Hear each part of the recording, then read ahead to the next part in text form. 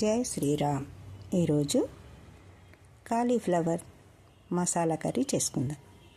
అది కాజుతో భలే టేస్టీగా ఉంటుందండి. ఇలా చేసి చూడండి.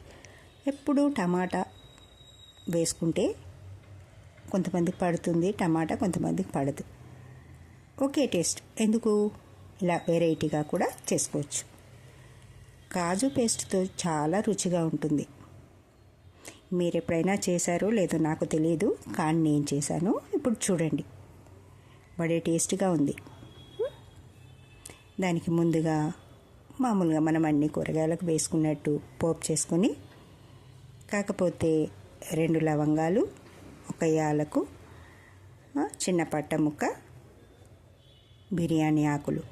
వాసన చాలా బాగా వస్తుంది ఇలా వేయడం వల్ల.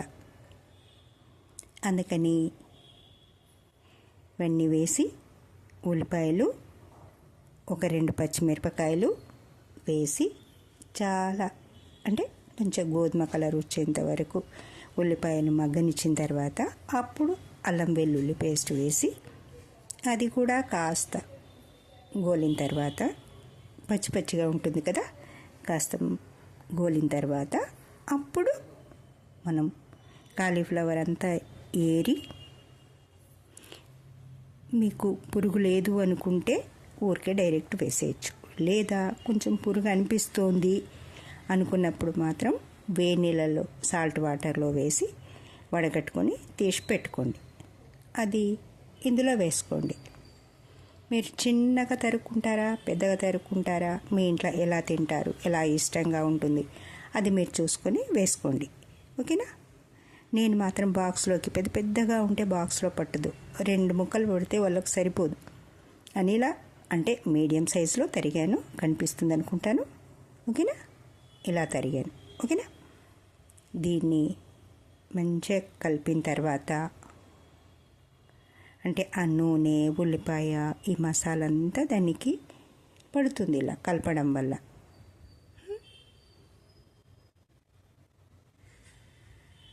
ఎలా కనిపిస్తుంది? చూడ్డానికి కలర్ఫుల్గా కనిపిస్తుంది కదా. ఇప్పుడు ఇందులోకి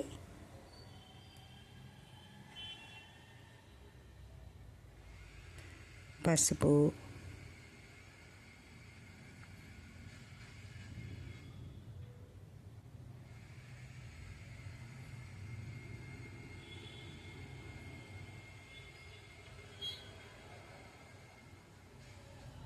ఒక స్పూన్ కారము,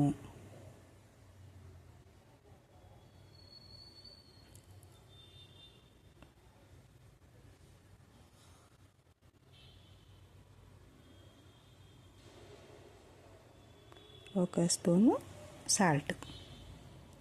ఎర్రగా కనిపిస్తుంది కదా సాల్ట్, నేను రాక్ సాల్ట్ వాడతాను ఎప్పుడూను. ఇది ఎప్పటి నుండో మా ఇంట్లో అలవాటు.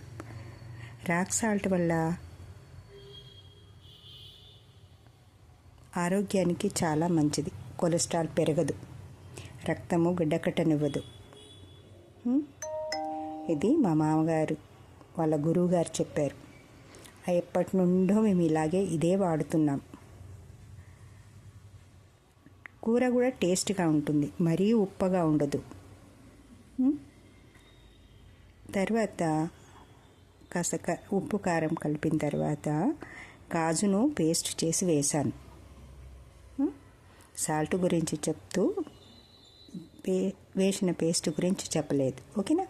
అది ఉడికింది అనుకున్న తర్వాత ఇలా మూత పెట్టి తీసాక, ఉడికింది అనుకున్నప్పుడు ముక్క ఒత్తి చూస్తే, ఆ తర్వాత అది ఉడికింది అనుకున్నప్పుడు ధనియాల పొడి వేసి కలిపేసుకోండి. ఉడికిపోయింది కదా కూర, తొందరగా అవుతుంది. ఎక్కువసేపు ఉడకక్కర్లేదు, ఎక్కువ కలపక్కర్లేదు. ఉల్లిపాయ అది ఉప్పు కారం కలిసేంత వరకు మాత్రమే కలుపుకోవాలి. కూర రెడీ అయిపోయింది. ఓకేనా?